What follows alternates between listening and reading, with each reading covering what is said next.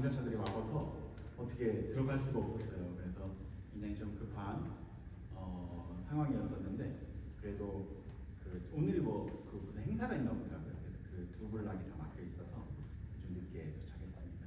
그래도 우리가 분주한 마음을 다 내려놓고 하나님께 집중하며 함께 찬양하는 시간을 갖도록 하겠습니다. 우리 홀리 포에버 우리 함께 찬양하겠습니다.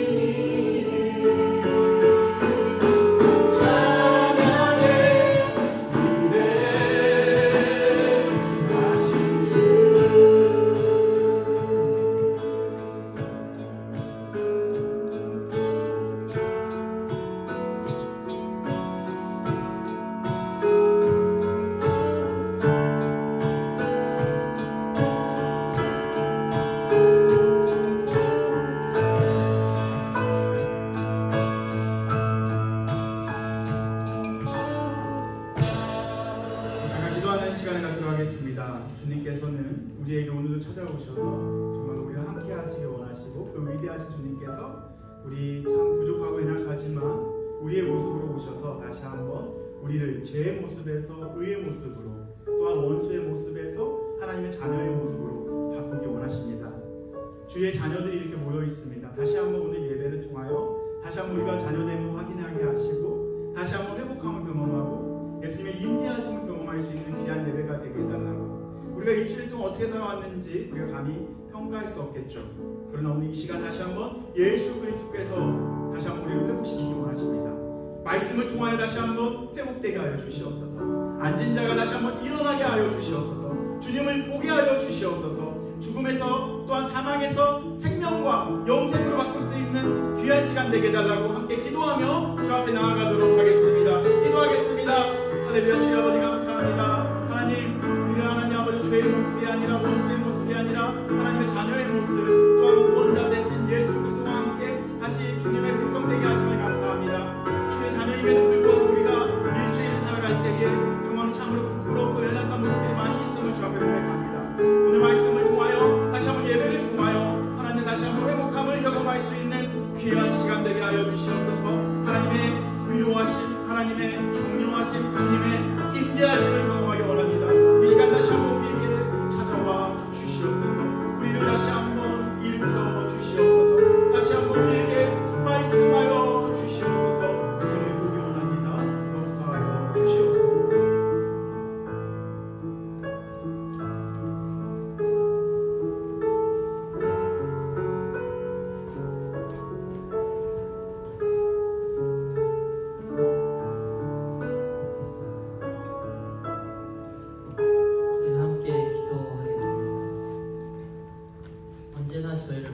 주시고 부족함 없게 해주시는 주님, 저희 필리 뉴라이프 선교교회 교인들이 모두 모여 예배를 드릴 수 있게 하심에 감사를 드립니다. 주님 앞에서 제단을 드릴 때 저희가 온 마음을 다해 예배를 드릴 수 있게 도와주시고 예배가 형식적인 예배가 아닌 진정으로 드리는 예배가 되어 도와주세요. 성령님께서 보호하사 저희 모두에게 함께 하셔서 감화교통하시고 마음을 움직이셔서 하나님께서 보시기에 합당한 예배가 되게 하여 주세요. 연약한 저희가 일주일을 세상에서 살아가면서 늘 지켜봐 주시고 뭘 먹을까, 뭘 입을까 걱정하지 않는 삶을 허락해 주심에 감사를 드립니다. 저희는 연약한 존재야 늘 넘어지고 낙담할 때마다 주님께서 저희의 손을 붙잡아 주시고 찾아와 주셔서 약할 때마다 저희의 강함이 되십니다. 그것에 정말로 감사를 드립니다. 저희 삶에 당연함은 없고 오직 감사할 일들밖에 없습니다. 이 영광 홀로 받아 주시옵소서. 저희가 살아갈 때 연약한 자가 쉽게 시험에 빠지고 죄를 짓습니다. 하지만 주님께서는 저희를 죽기까지 사랑하셔서 독생자를 보내주셔서 저희의 죄를 사하여 주셨습니다. 그 주님의 보혈로 산 저희 생명을 생각하며 주님의 자녀로 합당한 삶을 살 수 있게 도와주세요. 지금 저희가 혼란스러운 세상을 살고 있습니다. 그걸 위해 기도를 드립니다. 세상에서 일어나는 전쟁들, 특히나 이스라엘과 이란에 있는 주님의 백성을 기억하여 주셔서 보호하여 주시고 전쟁으로 고통받지 않게 하여 주시고 아픈 마음도 치료하여 주셔서 또 저희 교회 모두가 가지고 있는 기도 제목들을 기억하여 주시고 저희가 늘 기도할 때 주님의 때에 선으로 이루어 주실 것을 저희가 믿습니다. 이 모든 걸 사람의 뜻이 아닌 주님의 뜻으로 하옵시고 언제나 저희의 길을 인도해 주실 것을 저희가 믿습니다. 저희 오늘 예배를 드리면서 강단을 세우실 이용희 목사님과 함께하여 주셔서 주님 말씀 전할 때 목사님을 통해 저희가 감동을 받고 주님을 더 알아갈 수 있는 시간을 허락하여 주셔서 그래서 주님과 더욱더 가까워질 수 있도록 도와주시고 이 모든 영광 주님께서 홀로 받아 주시옵소서. 이 모든 말씀 하나님 우편에 계신 우리 주 예수 그리스도 이름으로 기도드렸습니다. 아멘.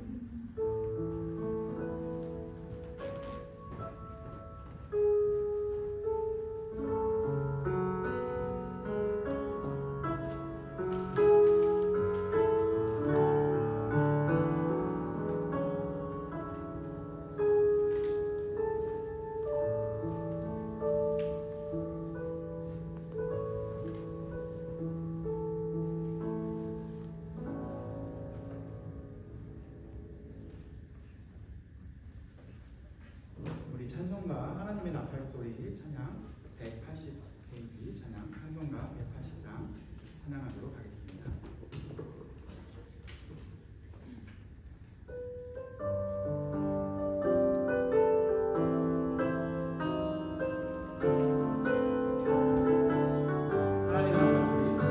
하나님의 나팔 소리 천지 진동할 때에 예수 영광 중에 구름 타시고 천사들을 세계 만국 모든 곳에 보내어 구원받은 성도들을 모으니 나팔 불 때 나의 이름 나팔 불 때 나의 이름 나팔 불 때 나의 이름 부를 때에 잔치 참여하겠네 무덤 속에 잠자는 자 그때 다시 일어나 영화로운 구원 승리 얻으리 주가 택한 모든 성도 구름 타고 올라가 공중에서 주의 얼굴 배우리 낭날을 때 나팔 불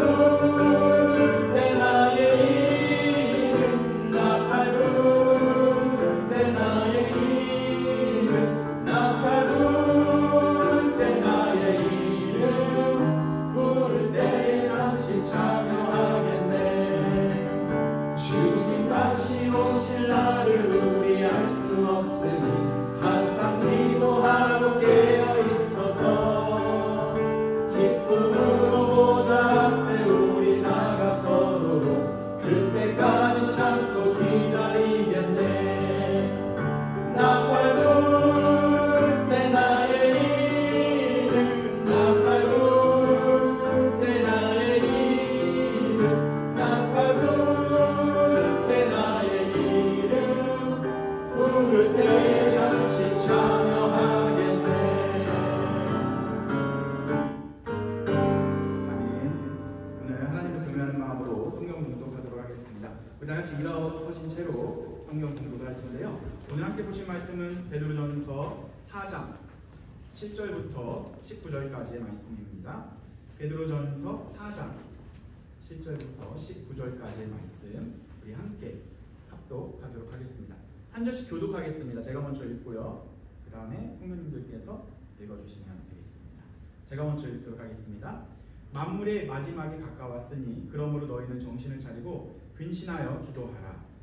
무엇보다 너희에게서 사랑을 지니 사랑은 거다한 죄를 돕느니라. 서로 대접하기로 원망 없이 하고 각각 은사를 받은 대로 하나님의 여러 가지 은혜를 맡은 선한 청지기 같이 서로 봉사하라. 만일 누가 말하면 하나님의 말씀을 하는 것 같이 하고 누가 봉사하려면 하나님이 봉사하신 이름으로 하는 것 같이 하라. 이는 범사에 예수 그리스도로 말미암아 하나님이 영광을 받으시게 하려 함이니 그의 영광과 권능이 세세에 무궁하도록 있느니라. 아멘. 사랑하는 자들아, 너희를 연단하려고 오는 불시험을 이상한 일 당하는 것 같이 이상히 여기지 말고 오히려 너희가 그리스도의 고난에 참여하는 것으로 즐거워하라. 이는 그의 영광을 나타내실 때에 너희도 즐거워하고 기뻐하게 하려 함이라. 너희가 그리스도의 이름으로 치욕을 당하면 복이 있으리로다. 영광의 영 곧 하나님의 영이 너희 위에 계십니다. 너희 중에 누구든지 살인이나 도둑질이나 악행이나 남의 일을 결석하는 자로 고난을 받지 말려니와 만일 그리스도인으로 고난을 받으면 부끄러워하지 말고 도리어 그 이름으로 하나님께 영광을 돌리라. 하나님의 집에서 심판을 시작할 때가 어렵나니 만일 우리에게 먼저 나오면 하나님의 복음을 순종하지 아니하는 자들의 그 마지막은 어떠하며 또 위인이 겨우 구원을 받으면 경건하지 아니한 자와 죄인은 어디에 서려 함께 있겠습니다. 그러므로 하나님의 뜻대로 고난을 받는 자들은 또한 선행하는 가운데 그 영혼을 믿으신 창조주께 위탁할지어다. 아멘. 다 같이 앉으시면 되겠습니다.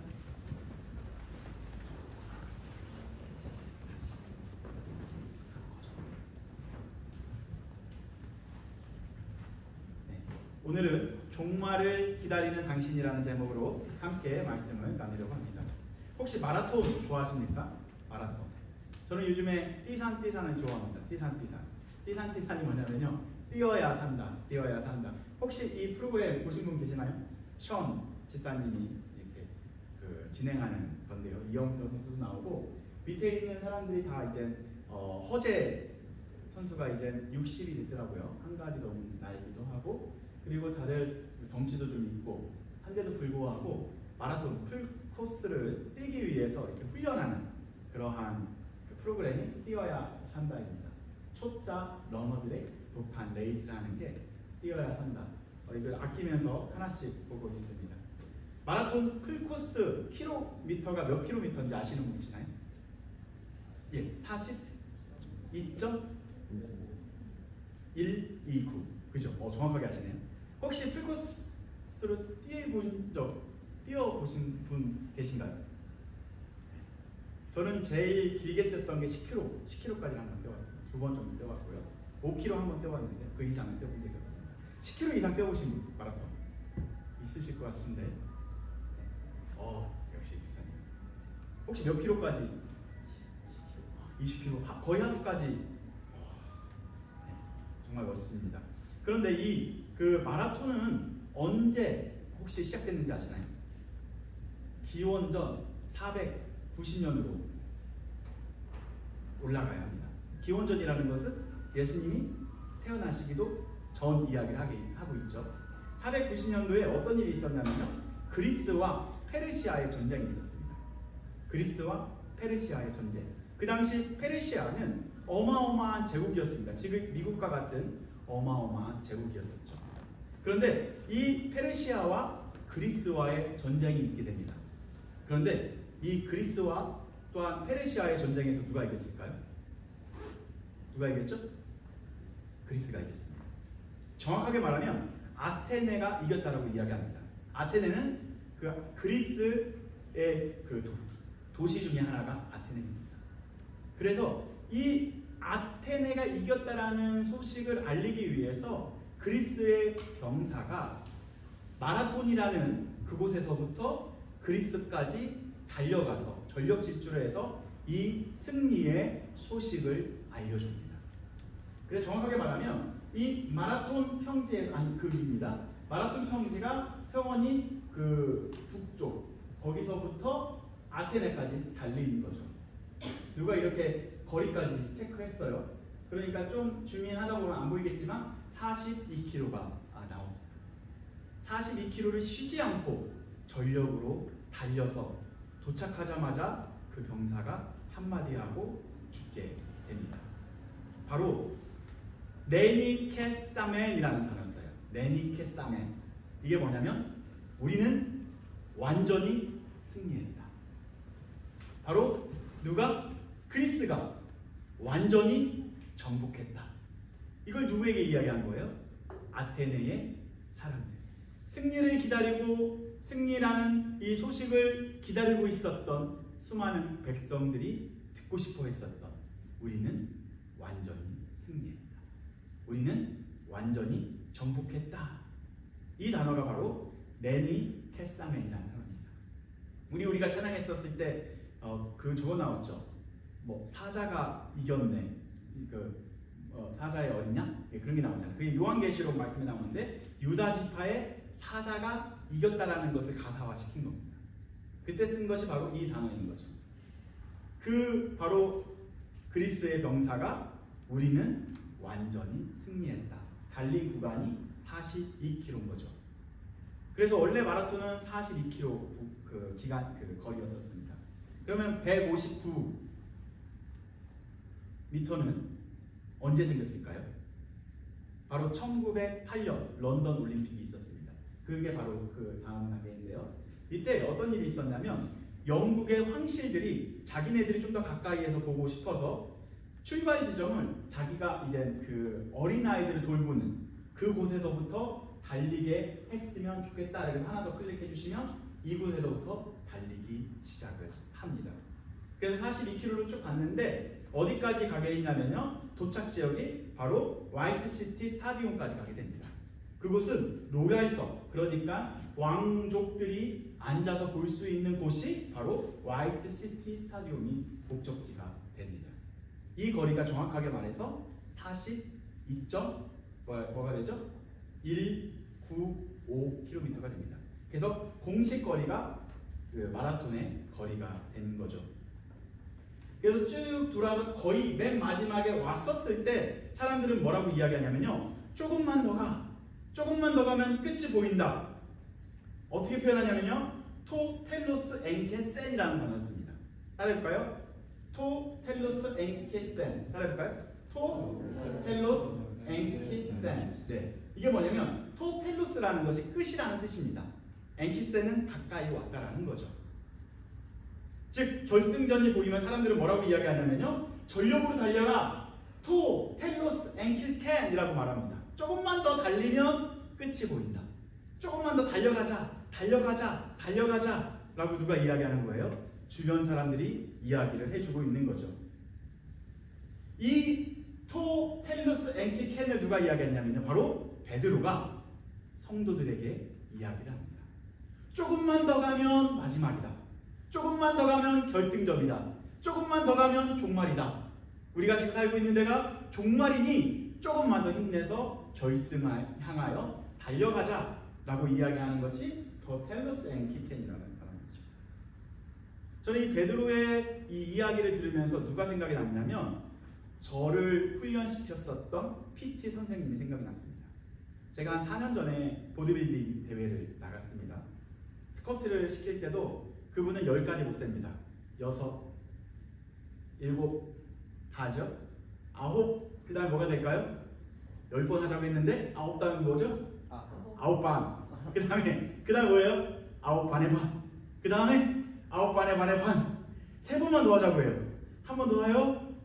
3번 끝냈어요. 뭐라고 하죠? 진짜 마지막. 진짜 마지막. 그 PT쌤은 10가지 세지를 못합니다. 저는 이렇게 시키는 PT쌤이랑 한번 싸우고 싶었어요. 너무 힘든데 계속 시키니까 너무 힘들었어요. 이렇게 베드로가 성도들에게 조금만 더, 한 번만 더, 한 발자국만 더 가면 돼 라고 이야기하는 게 뭐라고요? 텔로스 엔키켄이라는 거죠. 그렇게 치열하게 기독교인으로 발버둥치고 몸부림치고 살아가고 있는 사람들에게 바로 조금만 더 달려보자, 조금만 더 가보자, 조금만 더, 한 발자국만 더 라고 이야기하는 게 오늘 베드로가 말한 끝이 다가왔다 라는 표현인 거죠. 우리 7절 말씀 한번 읽어보도록 하겠습니다. 베드로가 그렇게 치열하게 살아가고 있는 성도들에게 마지막으로 무엇을 권면하고 있는지 하나씩 살펴보도록 하겠습니다. 뭐래요? 만물의 마지막이 가까웠으니. 이게 마지막이 가까이 왔다는 게 아까 그거예요. 아까 뭐라고 했죠? 토, 텔로스, 엔키켄이라는 단어입니다. 마지막이 가까이 왔다. 그러므로 라고 하면서 이제 뭐라고 얘기하냐면 첫 번째 따라해볼까요? 기도하라. 네. 무엇을 강조하고 있어요? 기도를 강조하고 있습니다. 여기서 그러나 한국어로는 쭉쭉쭉 나오다가 메인 동사처럼 보이죠. 기도하라. 그러나 이 기도하라라는 단어는 동사가 아니고 전치사 플러스 명사가 이렇게 동사화 시킨 겁니다. 그렇다면 더 중요한 것은 기도하라 앞에 있는 단어들이에요. 사실 정신을 차려라, 근신하라가 동사입니다. 여기서 메인 동사가 뭐라고요? 너희는 정신을 차려라. 그리고 기도하라 라고 이야기하고 있습니다. 그 다음에 근신하라가 명령어고요. 이 기도하라라는 것은 전치사구예요. 에이스라는 것은 영어의 into와 같습니다. 바로 명사인 기도를 향하여 너희들은 깨어 있어라. 기도를 향하여 너희들은 근신하고 있어라 라고 이야기하고 있는 거죠. 그렇다면 여기서 말하는 정신을 차려라 라는 것은 조금 더 우리가 어떤 것이 정신 차리는 건지 잘 모르겠죠. 분별하라. 이게 나쁜 건지 옳은 건지 그른 건지, 이게 참인지 거짓인지 진리인지 비진리인지 너희들은 분별하라. 이 분별하기 위해서는 어디로 향해 있어야 돼요? 기도를 향해 있어야만이 분별할 수 있는 거예요. 아멘. 그리고 두 번째로 근신하라는 것은 신중하라. 신중하라. 우리가 신중하기 위해서는 어디로 향해 있어야 신중할 수 있을까요? 기도로 향해 있어야만이, 기도의 시간이 있어야만이 우리가 세상에 살아가면서 신중하게 살아갈 수 있고요, 분별력 있게 살아갈 수 있습니다. 이 두 가지는 바로 신중하게 살아가고 분별력 있게 살아가기 위해서는 우리는 기도의 방향을 붙잡았을 때 도리어 분별력 있고 신중하게 살아갈 수 있는 힘을 얻게 됩니다. 우리가 아무리 노력해도 기도하지 않으면 분별력 있는 삶을 살 수 없다라는 거죠. 사랑하는 성도 여러분들께서는 누구보다 잘 아실 겁니다. 이 세상이 얼마나 악한지, 그리고 죄는 얼마나 더 교묘해지고 있는지. 그래서요, 성경에서는 베드로는 뭐라고 이야기하고 있냐면요, 하나님의 사람들을, 바로 하나님의 백성들을 우는 사자와 같이 삼킬 자를 사탄이 찾고 있다라고 이야기하고 있습니다. 하나만 더 클릭해 볼까요? 우리 베드로전서 5장 8절 말씀 다 같이 읽어보겠습니다. 시작. 근신하라, 깨어라. 너희 대적 마귀가 우는 사자와 같이 두루다니며 삼킬 자를 찾는다. 아멘.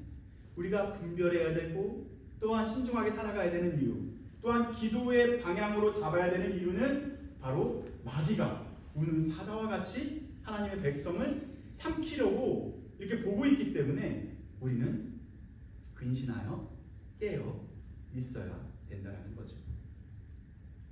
이 마지막 때를 살아가고 있는 우리에게 제일 필요한 것은요, 하루하루를 기도의 방향으로 세우는 삶이라는 거죠.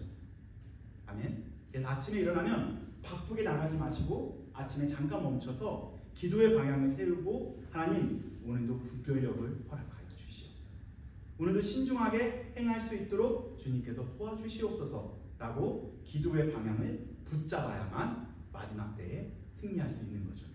아멘. 그러나 기도가 쉽나요? 제일 어려운 게 기도입니다. 그죠? 기도가 제일 어렵죠. 그러나 기도가 제일 쉽습니다. 아멘. 네. 기도하십시오. 두 번째, 뭐라고 공면하냐면요, 사랑하라 라고 공면합니다. 첫 번째가 뭐라고요? 기도하라. 두 번째는 바로 사랑하라 라고 공면합니다. 우리 8절 말씀을 한번 찾아서 읽어보도록 하겠습니다. 친절하게 빨간색을 쳤어요. 8절 말씀 읽어보겠습니다. 시작. 무엇보다도 뜨겁게 서로 사랑할지니 사랑은 허다한 죄를 덮느니라. 뭐라고요? 사랑은 뭘 덮는데요? 허다한 죄를 덮는다라고 이야기하고 있습니다. 많은 사람들은요, 이 사랑은 죄를 덮는다라는 것만 인용을 해서 무조건적인 용서를 강요하는 오해를 오해가 생기기도 합니다. 그래서 기독교는 용서의 종교이기 때문에 너는 모든 죄를 용서해야 돼 라고 이야기하기도 한다는 거죠. 그러나 여기서 말하는 이 사랑은 어떤 걸 이야기하고 있냐면요, 단순한 사람들이 갖고 있는 감정적 사랑을 말하고 있지 않습니다. 혹시 저와 함께 베드로전서 강해 전에 예수님과 베드로와의 만나서 대화했었던 장면 이렇게 기억나시나요? 예수님께서 부활하신 예수님께서 베드로를 찾아오셔서 아가페스메라고 물어봤었을 때 베드로는 뭐라고 대답했죠? 필로세, 나는 당신을 좋아합니다. 사랑합니다라고 절대 말을 못했어요. 아가페라는 단어를 써본 적이 없어요. 그런데 오늘 누가? 이 베드로가 바로 우리들을 향해서 너희들에게는 아가페 사랑이 있어야 한다라고 이야기하고 있죠. 자신도 이 신적인 사랑, 예수 그리스도의 사랑에는 자신감이 없었지만 살아가고 있는 마지막 때를 살아가고 있는 사람들에겐 이 예수 그리스도의 사랑을 붙잡아라 라고 강조하고 있다는 거죠. 이 그리스도의 아가페적인 사랑은요, 그리스도께서 보여주신 십자가의 사랑을 말하고 있는 거죠. 바로 조건 없는 사랑만이 허다한 죄를 덮을 수 있습니다. 그래서 세상 사람들을 우리가 용서할 수 있을까요? 절대 용서할 수 없죠. 그들이 용서할 수 있는 분은 예수 그리스도의 십자가밖에 없다는 거예요. 그렇다면 우리가 세상 사람을 사랑할 수 있는 것은 그 근거가 어디서 나와야 될까요? 십자가의 사랑을 붙잡아야만 많은 사람을 사랑하고 용서할 수 있다는 거죠. 그래서 오늘 이 사랑 앞에 뜨겁게라는 표현을 씁니다. 여러분들 서로 뜨겁게 사랑하시기 바랍니다. 우리 옆 사람에게 우리 뜨겁게 사랑합시다 라고 한번 얘기해 볼까요? 우리 뜨겁게 사랑합시다. 약간 조금 그렇죠. 뜨겁게 사랑합시다 하니까 무언가 낯설고 어색하죠. 그죠? 특히 형제와 형제끼리 앉아있던가 아니면은 어쨌든 네. 근데 이 뜨겁게라는 것은 어떻게 번역할 수 있냐면 하나 더 클릭해 볼까요? 이렇게 번역할 수 있습니다. 사랑 앞에 뭐가 붙어 있냐면 이렇게 번역할 수 있죠. 하나 더 클릭하게 되면 간절히, 열심히, 변함이 없는 그러한 사랑, 간절한 사랑을 이야기하고 있습니다. 그래서 이걸 원어적인 뉘앙스를 풀어내자면 이렇게 이야기할 수 있겠죠. 그리스도의 사랑을 간절히 붙잡아라. 뭐라고요? 그리스도의 사랑을 간절히 붙잡아라. 그 사랑으로 서로로 감싸라 라는 의미가 바로 오늘 본문의 핵심 내용입니다. 그러나 이 사랑을 실천하는데 우리는 자주 실패하죠. 여러분들 가족을 사랑할 수 있고 그리고 모르는 사람을 사랑할 수는 있지만 제가 제자훈련하면서 제일 많이 듣게 됐었던 것이 바로 뭐냐면요, 가장 많이 나오는 그 사람이 있어요. 바로 김 부장이에요. 김 부장. 제가 그 조금 홈리스는 사랑할 수 있는데 같이 일하는 김 부장님은 사랑할 수 없게 돼요. 항상 이런 단어가 나오더라고요. 김 부장. 같이 일하면 나 다른 사람 다 용서할 수 있는데 가장 가까이서 일하는 김 부장님은 사랑할 수 없습니다라는 그런 이야기를 많이 듣게 되었습니다. 이렇게 사랑의 근거를 내 안에서 찾으려고 하게 되면 사랑의 근거를 찾을 수 없다라는 것을 우리가 발견하게 됩니다. 그죠? 여러분들이 사랑 많습니까? 다 사랑할 수 있어요? 나를 미워하고 나를 핍박하고 나를 어렵게 하고 하시하고 나를 손해를 입히고 나에게 어렵게 하는 사람들 다 사랑할 수 있습니까? 사랑할 수 있어요? 시간이 가면 갈수록 저도 목사이지만 제 안에 사랑의 근거를 찾으려고 할 때마다 나는 사랑이 없는 목사이구나 하면서 항상 자책할 때가 많이 있습니다. 그래서 저는 이 말씀이 더 도전이 되고 있습니다. 바로 그리스도의 사랑을 받은 자만이, 또한 그 사랑을 간절히 붙잡은 사람만이 그 사랑을 실천할 수 있는 거죠. 여러분들이 세상에서 사랑을 실천하려면 예수님의 사랑을 받아야 하고 예수 그리스도의 사랑을 붙잡아야만 세상에서 그 사랑을 실천할 수 있습니다. 예수님이 없이는 여러분들 세상에서 그 사랑을 실천할 수 없다는 거죠. 아멘. 그래서 이웃을 사랑하기 위해서 누구 먼저 사랑해야 돼요? 순서적으로 하나님을 먼저 사랑하면 이웃을 사랑할 수 있게 됩니다. 사랑하는 성도 여러분들께서도, 사랑하는 성도님들도 이번 주간에 여러분의 삶 가운데서 간절한 그리스도의 사랑이 머물고 또한 그 사랑을 베푸는 여러분들의 일주일이 되시길 소망해 봅니다. 세 번째 한번 보도록 하겠습니다. 세 번째는 대접하라입니다. 대접하라. 한번 9절 말씀을 다 같이 읽어보겠습니다. 시작. 서로 대접하기를 원망 없이 하라. 그런데 이 대접하라 라고 하게 되면 뭔가 확 부담이 되죠. 영선자매님께 딱 와서 오늘 대접 좀 하세요 라고 하면 뭐가 가장 먼저 이 생각이 날까요? 한 10명이 와서 오늘 대접 좀 하세요 라고 얘기하면 가장 먼저 확 부담이 오죠. 어떤 부담이 오죠? 첫 번째? 어떤 것을 대접해야 그런 부담이 와요. 저랑 좀 다르네요. 저는 좀 다르게 생각하는데 그럼 한 20명이 왔어요. 20명이 와서 오늘 저녁 대접 좀 한번 해보시오 라고 하면 어떤 부담이 생길까요? 왜 해야 돼요? 좋아요. 30명이 왔어요. 30명이 왔어요. 30명이 오면 어떤 생각이 들죠? 부담되네. 부담되죠? 어디에서 부담이 되는 거예요? 글쎄요. 여러 가지도 있지만 사실 경제적인 부담이 확 오지 않나요? 과연 내 통장에 잔고는 얼마가 있을까? 그죠? 그런데 이 대접하기를 어떻게 하래요? 원망 없이 하래요. 컴플레인도 하지 말고 그리고 불평 없이 하라는 거예요. 베드로가 누구에게? 성도들에게. 굉장히 참 가능할까요? 선생님 오늘 끝나고 저희 모두 이렇게 한번 대접 한번 부담 확 되죠? 이게 끝나지도 않았는데 부담이 확 돼요. 네. 여기서 말하는 것은 이렇게 경제적인 부담을 생각할 수 있는 그러한 대접을 이야기하고 있지 않습니다. 누군가에게 밥을 사야 하나 형편이 돼야 하지 하면서 이 부담스러운 이 표현을 삭제하기도 하죠. 그러나 이 단어는 본래 의미는 뭐냐면요, 오히려 환대하다라는 단어를 갖고 있습니다. 한번 볼까요? 이게 환대하는이라는 그 단어입니다. 그러면 어떻게 환대하냐면요, 어떻게 하나 더 클릭하시면 원망 없이 또한 불평 없이 수근거림 없이 환대하라. 사실 이 환대하는 것은 공짜예요. 30명에게 다 할 수 있어요. 30명에게 다 할 수 있어요. 환대는 어떤 걸 말하는 걸까요? 환대. 낯선 사람들에게 향한 따뜻한 환영이 바로 환대인 거죠.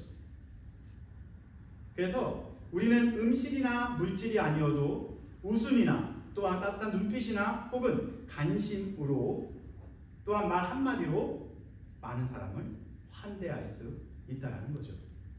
베드로는 이 환대를 원망 없이 불평 없이 기꺼이 하라고 강조하고 있습니다. 마음이 없이 억지로 하는 그러한 대접은 진정한 환대가 아니라는 거죠. 그래서 저는 성도님들께 제안드리고 싶은 게 있습니다. 과한 대접보단 진심을 담은 작은 환대를 실천해 보시길 바랍니다. 이번 주간 여러분들 많은 사람을 대접하십시오. 이 대접이라는 게 환대라는 거죠. 많은 사람들에게 따뜻한 말로, 친절로, 또한 미소로 이렇게 환대하는 저와 여러분들이 되기를 소망해 봅니다. 누군가의 일상에서 이런 따뜻한 미소 하나가, 따뜻한 말 한마디가 그리스도의 마음을 전하는 통로가 될 수 있습니다. 네 번째 보도록 하겠습니다. 네 번째는 뭘까요? 바로 봉사하라. 다 기억나나요? 첫 번째가 뭐였었죠? 기도하라. 두 번째가 사랑하라. 세 번째가 대접하라. 그 다음에 봉사하라. 여기 다 탁월한 성도님들만 계시네요.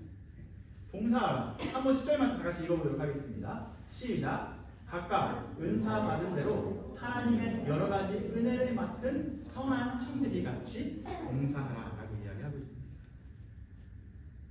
봉사하라. 여기서 봉사하라. 여기서 중요한 표현은 서로 봉사하라입니다. 단순하게 어떠한 일을 수행하라가 아니고 하나님의 은혜를 받은 또한 하나님의 은혜를 맡은 청지기처럼 서로를 섬기고 서로를 위해 봉사하라고 이야기하고 있습니다. 그러나 이러한 봉사와 섬김이 우리에게 있어서 부담처럼 느껴질 때도 있죠. 우리 항상 기쁘긴 하지만 이게 매번 키보드 치는 게 봉사로 느끼면 부담돼요? 아니면 기뻐요? 항상 기뻐요? 모르겠어요. 항상 기뻐요? 부담도 되는군요. 괜히 물어봤구나. 그래요. 항상 이 싱어하는 게 항상 기뻐요? 아니면 부담으로 느껴질 때가 있어요? 항상 기뻐요. 네, 감사합니다. 제가 예상했었던 답이 나오지는 않아서 은혜의 답이 나와서 참으로 감사하네요. 또 뭐가 있을까요? 네. 그러나 이 서로 봉사한다라는 게 섬긴다라는 것이 때로는 부담처럼 느껴질 때도 있습니다. 내가 무슨 여유가 있다고 나 혼자 섬기지? 다른 사람도 안 하는데 굳이 내가 이렇게 부담을 가지면서 봉사할 필요가 있을까? 라는 생각이 들 수도 있다는 거죠. 그러나 성경은 뭘 이야기하고 있냐면요, 우리가 각자 받은 은사는 다 다르지만 누구에게 받은? 바로 하나님께 은혜를 맡은 자로서, 하나님께서 맡겨주신 그 맡은 자로서 그 은사대로 서로를 섬겨라 라고 말씀하고 있다는 거죠. 그러나 이 섬김은 단순히 교회에서만 섬겨라라고 이야기하고 있지 않습니다. 오히려 이들이 섬겼었던 그 교회는 더욱더 작은 규모의 교회였었습니다. 오히려 가정이 더 많았겠죠. 가정에서 서로 봉사하고 더 섬겨야 된다. 그리고 학교에서 더 봉사하고 더 섬겨야 되고, 또한 너희들이 다니고 있는 회사에서 더 섬기고 봉사하라 라는 것을 이젠 강조하고 있었다는 거죠. 그러나 중요한 것은 이 섬김을 나의 힘으로 해서는 절대 안 됩니다. 그래서 11절에 베드로는 이렇게 덧붙입니다. 바로 하나님이 공급하시는 힘으로 하는 것 같이 섬겨라 라고 말하고 있습니다. 여러분들이 가정에서 가장으로서 섬기든지, 또한 엄마로서 섬기든지, 또한 교회 안에서 어떠한 모습으로 섬기든지, 회사 안에서 어떤 직분으로 섬기든지 어떻게 섬기라고요? 하나님께서 공급하시는 힘으로 섬겨라. 학생들은 공부하는 게 섬기는 겁니다. 어떠한 힘으로? 하나님이 공급하시는 힘으로 공부하는 것이 참된 봉사라는 거죠. 나의 힘으로 공부하다 보면 가끔은 하기 싫으면 안 할 때도 있다는 거죠. 그러나 하나님이 공급하시는 힘으로 섬기고, 하나님께서 공급하신 힘으로 공부하고, 맡은 일에 최선을 다하는 저와 여러분들 되기를 소망해 봅니다. 나의 힘은, 또한 나의 감정은 상황에 따라 쉽게 지치고 흔들릴 때가 있습니다. 그러나 하나님께서 공급하시는 힘은요, 생각보다 큽니다. 그리고 끊이지 않고요, 또한 필요할 때마다 하나님께서 반드시 채워주십니다. 사랑하는 성도님들, 하나님이 주시는 그 힘으로 가정을 섬기고, 학교를 섬기고, 일터를 섬기고, 무엇보다 교회와 성도를 서로 섬기며 축복하기를 권면드립니다. 다섯 번째, 마지막입니다. 드디어 다 왔어요. 다섯 번째는 뭘까요? 고난의 기쁨으로 참여해라. 이걸 따라해볼까요? 뭐라고요? 고난의 기쁨으로 참여하라. 고난을 즐거워하라. 혹은 고난을 기쁨으로 참여하라. 13절 말씀 다 같이 읽어보도록 하겠습니다. 시작. 오히려 너희가 그리스도의 고난에 참여하는 것으로 즐거워하라. 이는 그의 영광을 나타내실 때에 너희로 즐거워하고 기뻐하게 하리라. But rejoice 하래요. 어떤 걸? In the suffering of Christ. 그러니까 우리가 고난을 당하는 것을 기뻐하는 사람은 한 명도 없을 것입니다. 정말 쉽지 않습니다. 이 고난은 기쁨이 되기는커녕 때로는 무겁기도 하고요, 때로는 원망스럽기도 합니다. 그러나 오늘 베드로가 말하고 있는 이 고난은요, 나 자신의 실수나 또한 잘못해서 오는 그런 고난을 말하는 것이 아닙니다. 이 고난은요, 복음을 위한 고난, 또한 그리스도를 따르기 때문에 겪게 되는 그 고난을 말하고 있는 거죠. 믿음의 길을 걷다 보면요, 주변에 오해를 받기도 합니다. 손해를 보기도 하죠. 때로는 관계에서 어려움을 겪기도 합니다. 그러나 베드로는 이러한 고난에 참여할 때 오히려 기뻐하라고 말하고 있습니다. 그 당시 기독교인들은 기독교인이라는 이유 하나로 고난에 참여할 수밖에 없는 그러한 사람들이었던 거죠. 그러나 너희들이 기독교인이기 때문에 고난을 받는 것을 오히려 기뻐하라라고 이야기하고 있습니다. 왜? 마지막이 다가오기 때문에. 조금만 더 가면 꼬린 점이 있기 때문에. 아멘. 우리 주 예수 그리스도께서도 우리를 위한, 우리의 죄를 위한 고난을, 또한 십자가의 그 고난을 기꺼이 감당하셨습니다. 그리고 마지막 순간에 뭐라고 말씀하셨냐면요, 아까 텔로스처럼 타텔라테라고 말하고 이야기했습니다. 다 이루었다, 다 끝났다 라고 외치시고 돌아가신 거죠. 그러나 그 죽음은 끝이 아닙니다. 이젠 그 죽음이 생명이 시작이 되었고, 부활이 시작이 되었고, 구원의 시작과 완성이 되었습니다. 그리고 승리의 선언이 되었다라는 거죠. 사랑하는 성도 여러분, 우리도 종말을 살아가는 사람들입니다. 우리가 겪고 있는 이 고난은 전부가 아니라는 거죠.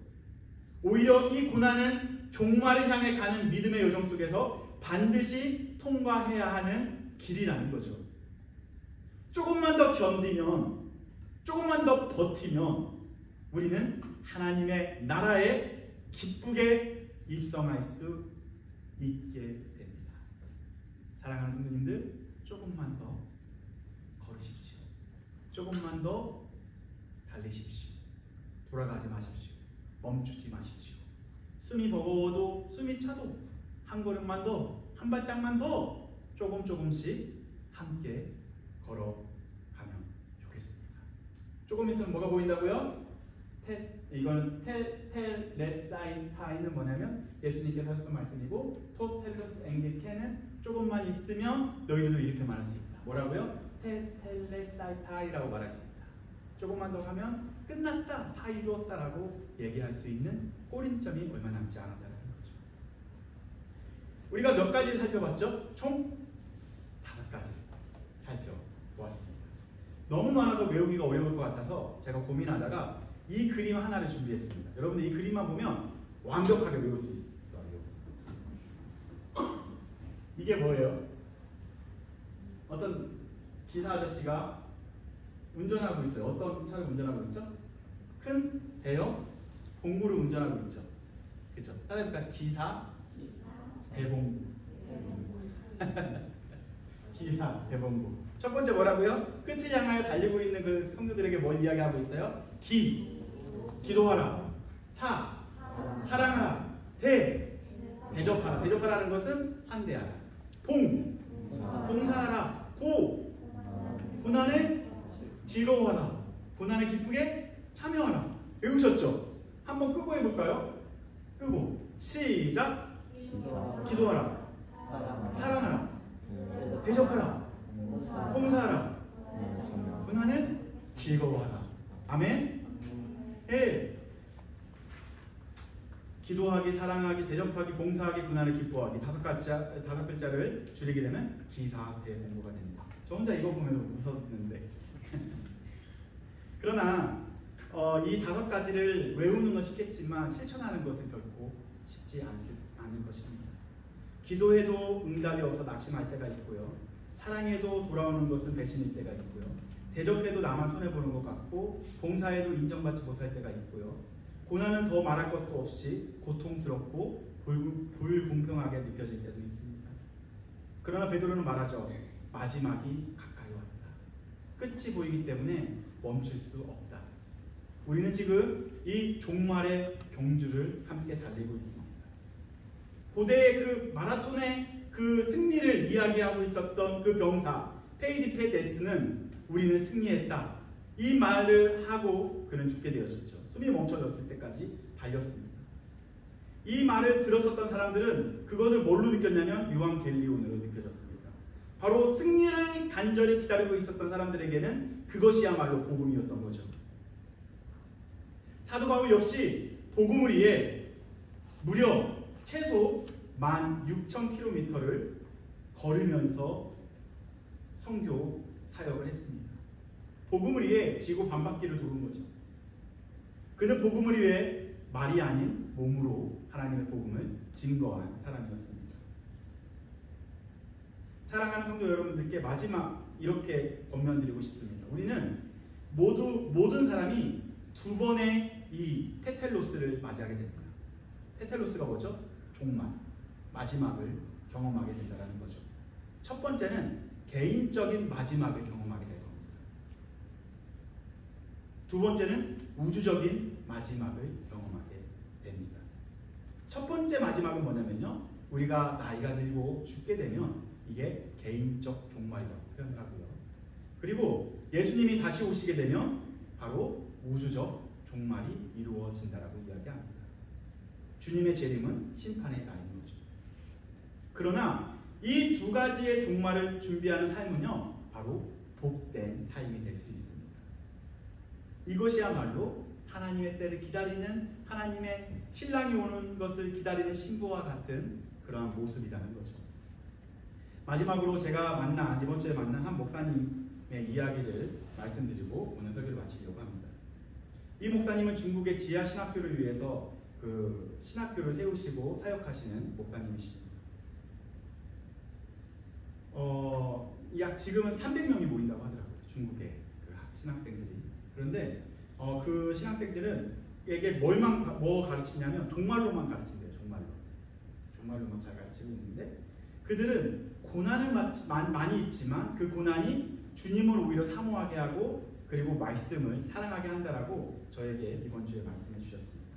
그래서 오늘 아침에 그분이 페이스북에 올린 글이 있었는데요. 짧게 말씀드리면 이렇게 썼습니다.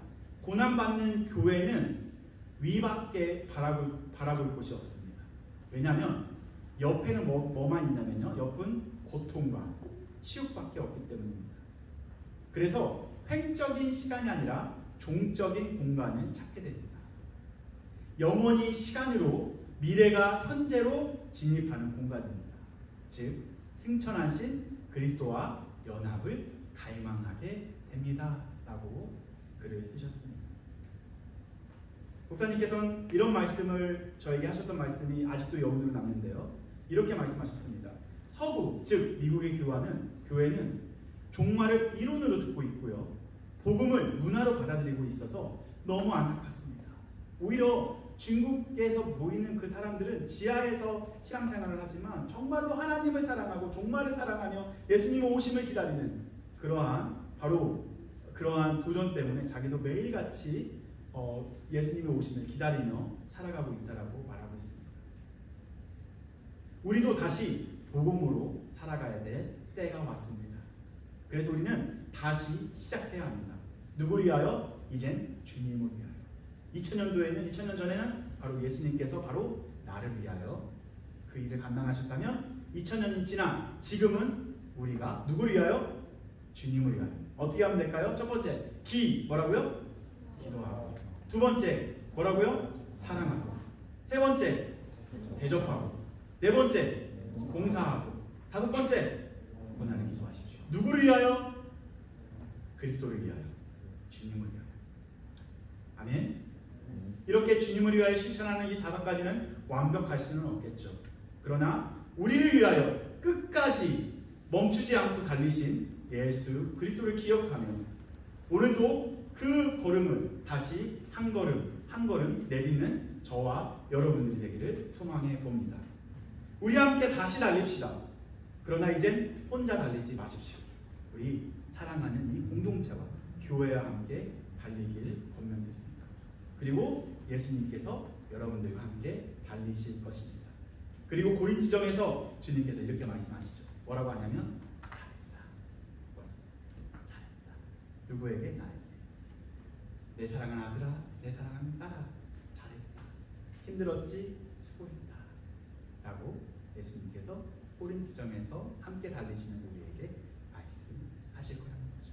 우리 옆 사람에게 이렇게 이야기해 볼까요? 잘했다. 수고했다.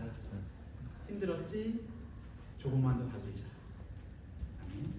우리 영어로 정리하고 기도하고 찬양하는 시간을 갖도록 하겠습니다.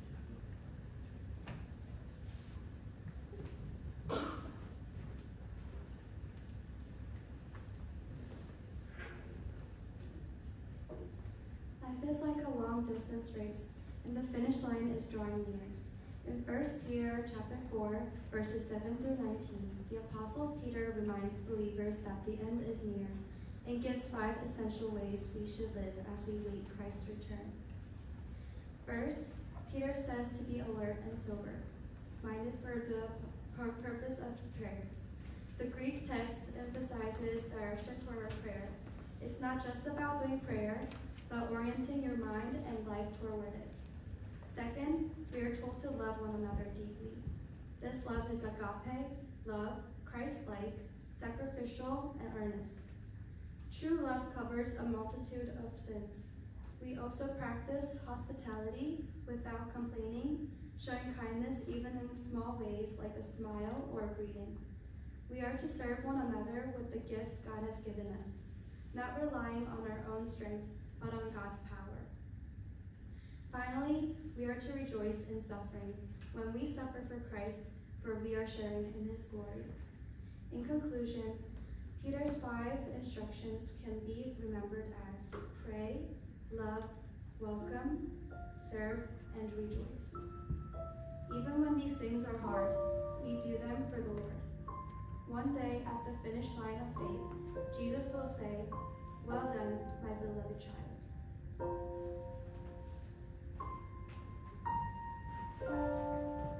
잠깐 기도하는 시간을 갖도록 하겠습니다. 이 마라톤이라는 게 결코 쉽지 않습니다. 42.1인가요? 그 거리를 걷는 것도 어려운데 쉬지 않고 달린다는 게 결코 쉽지 않죠. 우리는 인생의 마라톤을 하고 있습니다. 그러나 참으로 감사한 것은 오늘도 예수님께서 우리에게 이렇게 말씀하십니다. 조금만 더 가면 된다. 힘들지, 어렵지? 그래서 나와 함께 달리는 이 달리기 멈추지 않고 함께 달리기 원한다라고 하시면서 우리에게 말씀하십니다. 실천하기 참 어렵습니다. 그러나 도전합니다.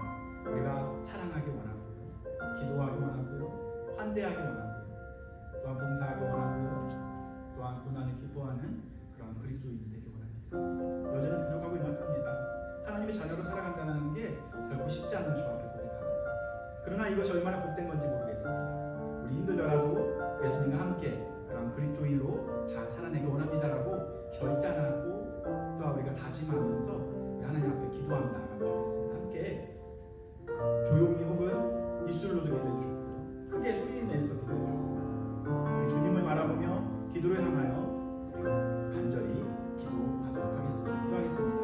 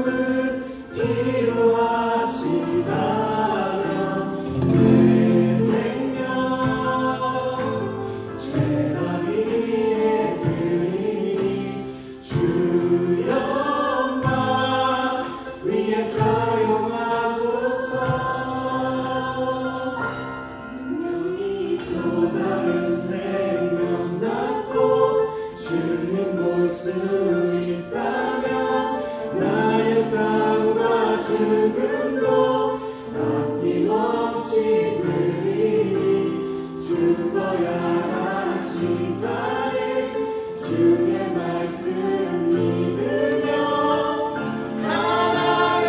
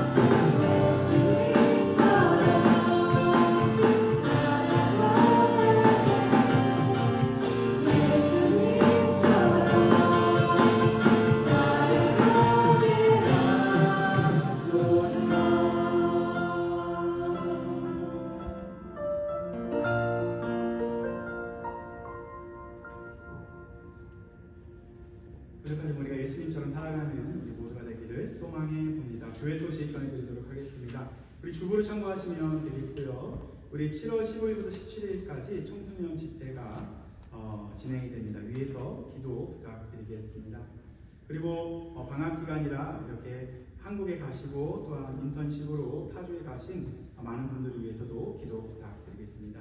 지금 제자훈련이 진행되고 있는데요. 우리 매주 금요일마다 진행되고 있습니다. 예수님이 누구신지, 교회가 무엇인지, 성경이란 무엇인지, 복음이란 무엇인 건지, 또한 포스트모더니즘 안에서 어떻게 우리가 신앙생활 해야 되는지에 대해서 나누고 있습니다. 위에서 기도 부탁드리겠습니다. 네, 끝나고 우리 지하에서 함께 식사 나눔과 함께 소그룹 나눔이 있으니까 다 참석해 주시면 감사하겠습니다. 우리 하나님의 사랑이 찬양하고 모든 예배 축도로 마치도록 하겠습니다. 우리 서로 축복하며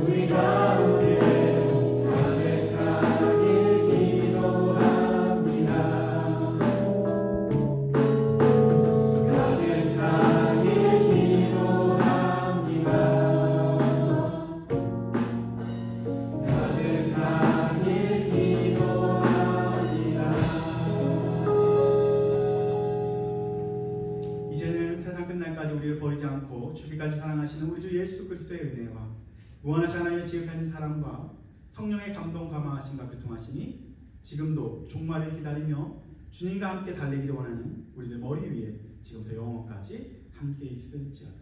아멘.